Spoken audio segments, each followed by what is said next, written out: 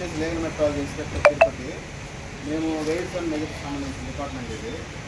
రేపు వచ్చి డిసెంబర్ 24వ తారీఖు మనకి కన్జ్యూమర్ డే అనమాట.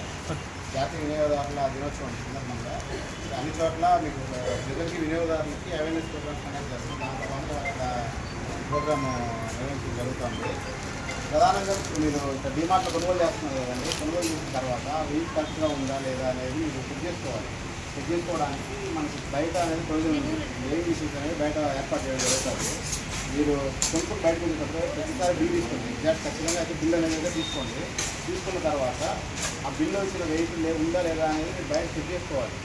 తర్వాత చెక్ చేసుకుంటేనే తెలుస్తుంది మీకు అది కరెక్ట్ వెయిట్ ఉందా లేదా అనేది. దాంతోపాటు ఎంఆర్పీలో తీసారా లేదా, ఎంఆర్పీ కంటే ఎక్కువ ఏమైనా తీసారా లేదా అని కూడా మీరు పరిశీలించండి. ఎందుకంటే కొన్ని చోట్ల బై మిస్టేక్ ఎంఆర్పీ కంటే ఎక్కువ రావచ్చు, లేదంటే కావాలనే చేయొచ్చు ఎంఆర్పీ కంటే ఎక్కువ.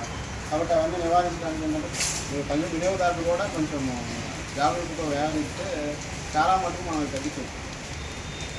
ఓకే అండి. తర్వాత వీటి మీద కొన్ని డిక్లరేషన్స్ ఉంటాయి ఖచ్చితంగా. ఎక్స్పైరీ డేట్స్, తర్వాత మ్యానుఫ్యాక్చర్ డేటు, అదేవిధంగా ఎంఆర్పి, తర్వాత ఇప్పుడు కొత్త యూనిట్ సేల్ ప్రైస్. ఒకప్పుడు కిలోస్ 1 కిలో 2 కిలోస్ అలా ఉండేవి. ఇప్పుడు 850 గ్రామ్స్ కూడా ఇస్తున్నారు.